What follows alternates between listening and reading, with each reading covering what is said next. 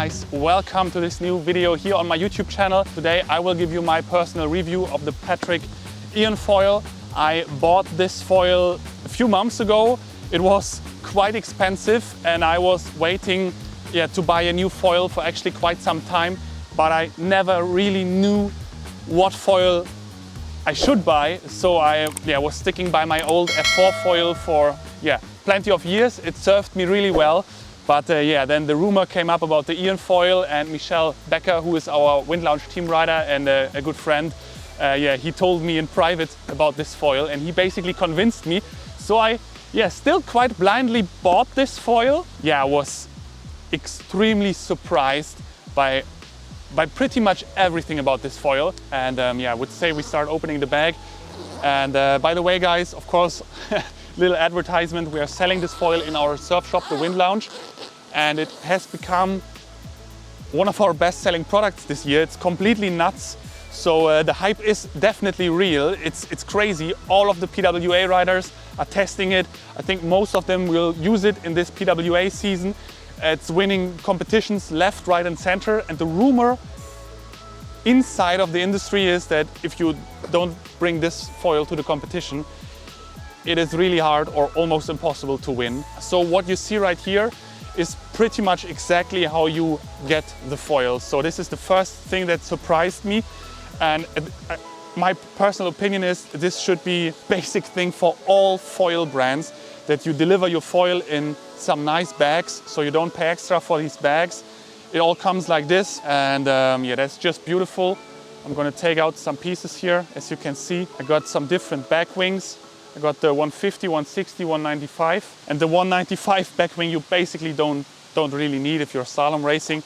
Also this 650 front wing that I bought, I thought I would need it as my light wind wing, but apparently all the professionals are now using the 550 front wing as their biggest front wing, and the 450 front wing is now the new medium front wing. So that is so different to all other foil brands and how it's been 1 year ago. It's really crazy. So I use this 450 front wing in almost all conditions. Then this is the thing that you get the fuselage in. You can open it here, by the way, which is very nice. And you cannot believe they think about everything.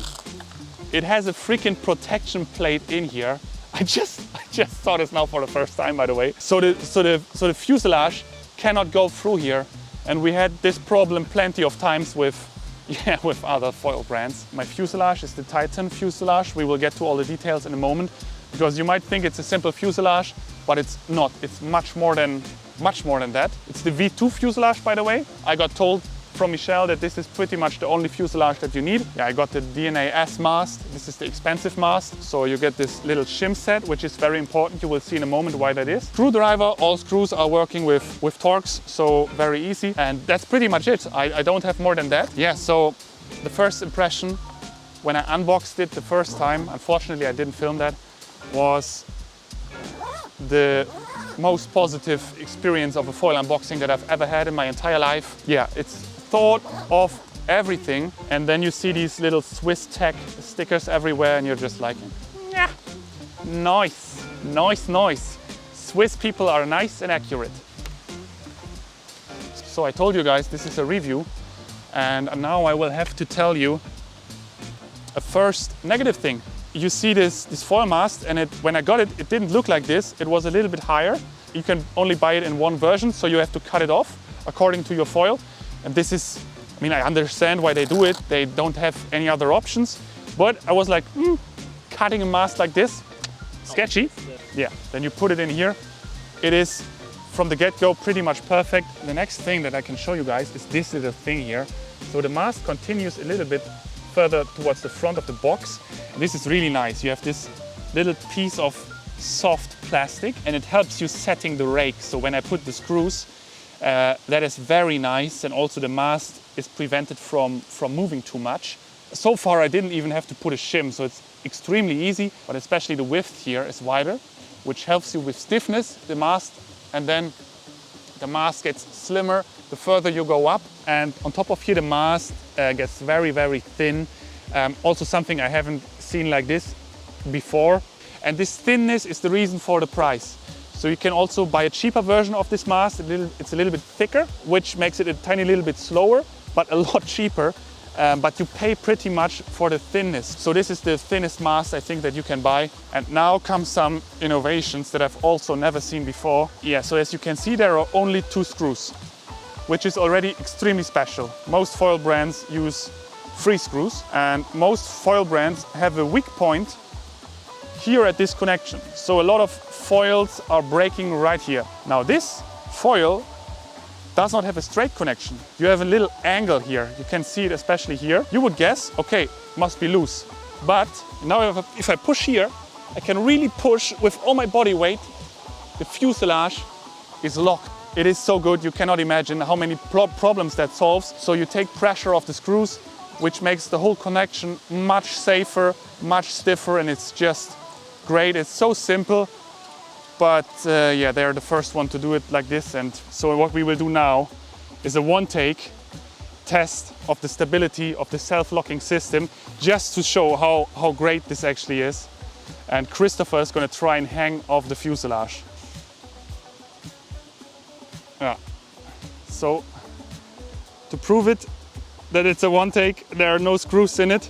I'm actually not sure if I want to do it, but yeah. It's just crazy, I think you get the point. And now let me show you the next piece of innovation. So this is where you put the back wing, and you have a cute little shim system here. Lots of different screw options, and you might be wondering why is that? And this is actually deadly, but it's the back of the foil, so that's okay, I guess, more or less. And then you have these shims, and you put the rake shim first. It's mandatory, you have to put it. And you pretty much put 1 degree for pretty much all setups, so it's extremely simple. And then you put this one, and this one shows you where your front wing, back wing is going to be. So you can put it to the front and to the back. If you put it to the front, more power, to the back, more stability. This all works perfect. You have 3 screws to assemble it. You just put it like this. And today I will try the new 150 back wing.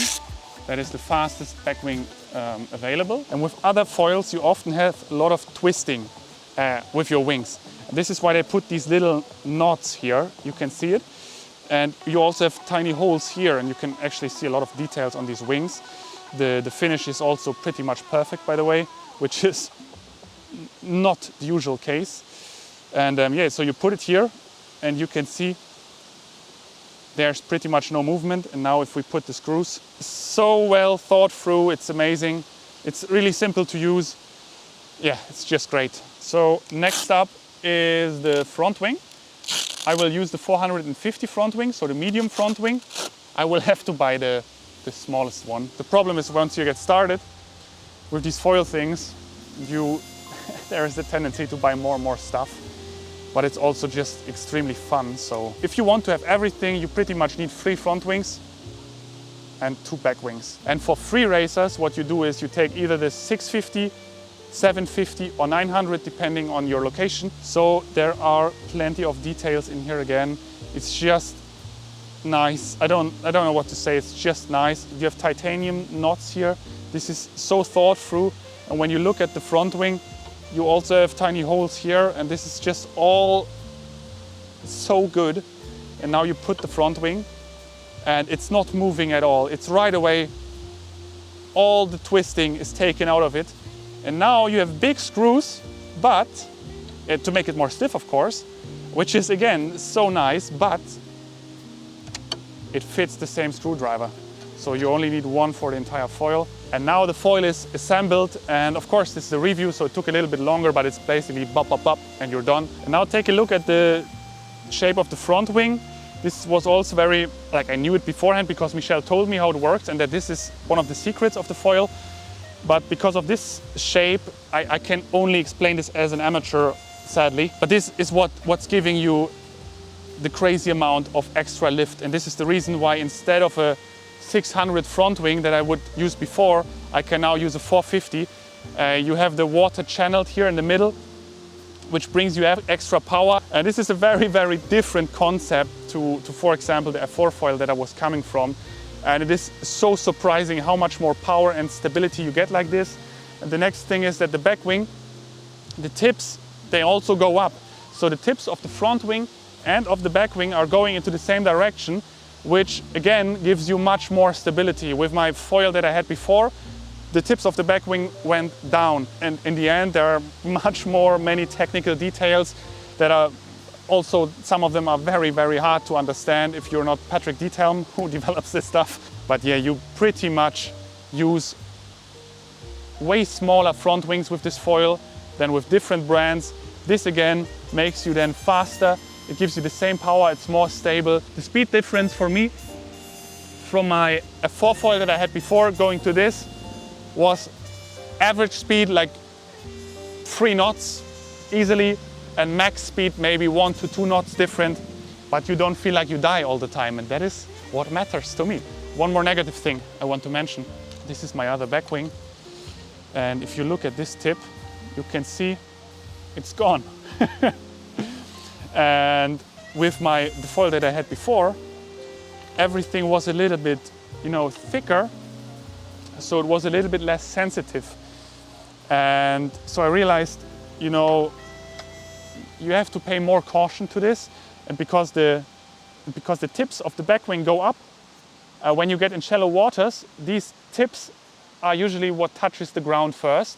And since the back wing is very, very slim, like it weighs almost nothing, you have to take care to not hit rocks. And you might be saying, oh, is this a real negative point?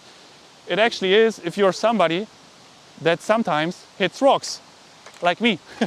And regarding the sail, I'm simply going to use my 5.8 F1 SL from 0.7 foil race sail. Yeah, in this video, let's just focus on the foil, I would say.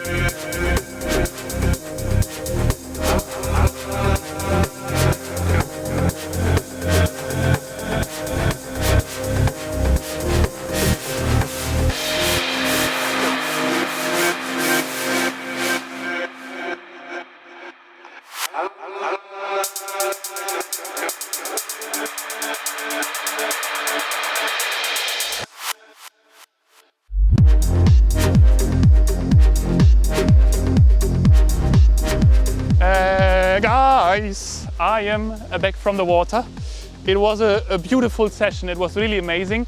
However, the wind was a lot lighter than I anticipated it. And we had in between 10 and 15 knots of wind. So that's not a lot. And you have to keep in mind, I was on 5.8 and the 450 front wing and 150 back wing. So 10 to 15 knots, yeah, that's actually completely nuts. With my a 4-foil set, I would have needed probably 700 front wing, so 1 or 2 sizes bigger than that to get foiling. Of course, to get up, I had to pump, but when I was up, it's hard to describe. It's really hard to describe the feeling because it has a lot of glide. So once you pump yourself up, you are up. You don't have this falling down again thing that a lot of you guys will know. And yeah, speed-wise, let me show you real quick. It wasn't a speed record, it was 28.1 knots of speed. And yeah, so 10 seconds, 27.5. But actually a little bit of heart frequency. So the speed wasn't crazy, but imagine if we had 20 knots of wind, whoop, you would go to 30 knots of speed, just like that. Of course, you still need to foil, and of course it requires skill to go at this speed. And then of course, you know, the trim has to match, so the whole setup felt really nice. The sail felt perfectly in harmony with the foil, and the board was easy. And now regarding the feeling of the foil, I mean, I tested it a lot in different conditions. It's just very easy to sail. I think that describes it all. It just goes. It is super smooth. You are like on rails, and it's not complicated. You just go. That's my verdict. That's my completely honest feedback to this foil. As I said, I bought it. I paid several thousand euros for this thing. And I didn't tune much. I just put 1 degree back here. This is what Michelle told me. If you need help with your trim of this, just hit us up at the Wind Lounge. We're happy to help you guys with all of your questions. And yeah, regarding the rake, I didn't do nothing. It's just like this into the box. And there's one more thing that I want to say at the end of this video, of this brief review. And that is, and I need to say this, that aside from all the technical stuff and so on, the innovations, blah, blah, blah, and that this thing is, I don't need to tell you anymore, but the thing is, what Patrik did something that no other foil brand managed so far, and that is steady production output. So this foil, of course, the availability at the moment is low. Like we are having waiting time in our shop, like 4 weeks at the moment. But the point is not the waiting time. The point is this foil is exactly what the PWI riders are getting. And this was for me the reason why I bought it. Because, should I say names? You shouldn't. Should I not say names? No. I will not say Christopher behind the camera says I should not say names. But all... Every other, almost. Yet, let's just put it like this. All the other bigger foil companies, when you buy a foil, you might be getting the perfect one, but you might also be getting a bad one. And this is different with this one. So everybody gets more or less the same. Of course, a percent here and there can happen, but it's not like with my foil that I had before, that it was just like I had a different foil than the pros. Nobody's talking about it, but I thought I would say it because it is actually like this. In IQ foiling, you have to imagine, it is freaking nuts. The top IQ foilers, you think it's one for all and everybody has the same equipment. It's not. They buy 10 foil masts and then they test what foil mast is the stiffest one. And the bad foil masts, you cannot use them. You cannot imagine what a scam parts of the foil industry are.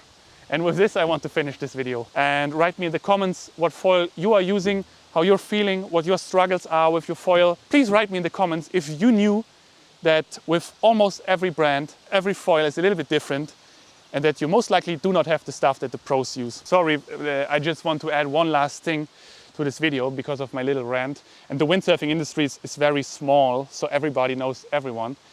And of course, I stick to my opinion. What I just said is exactly how it is. It is the truth. Ask any professional windsurfer. Ask the windsurfers that are sponsored by foil brands. It is exactly like that. And my opinion is that all the brands should be striving for this. And I know it's probably extremely difficult to manage it in production, that everything is more or less the same. But I wish they would all do it, and it would be a little bit of a tiny little bit better windsurfing world. Yeah, or yeah, Christopher just said behind the camera, or be honest, you know, about what you're getting. Like, say that when a customer buys the foil, it's not what the PWA rider has. This really annoys me because we are running a surf shop, and these things are expensive, man. I know how expensive it is because I paid. And when you know what you're getting, it's okay. But imagine you're buying a Mercedes and it's like random how strong your motor is. Would you pay the price? Probably not. I want to add one more thing. If any other foil brand works on their stuff, I'm very happy to test also their equipment and talk about their stuff.